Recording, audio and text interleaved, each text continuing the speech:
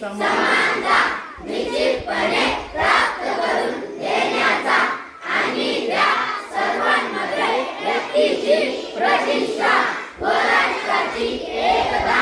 आणि अखंडता यांच्या लक्षात देणारी बंधुता अधीन करण्याचा संकल्पपूर्वक निर्धार करून आमच्या संस्थेत आज दिनांक 26 नोव्हेंबर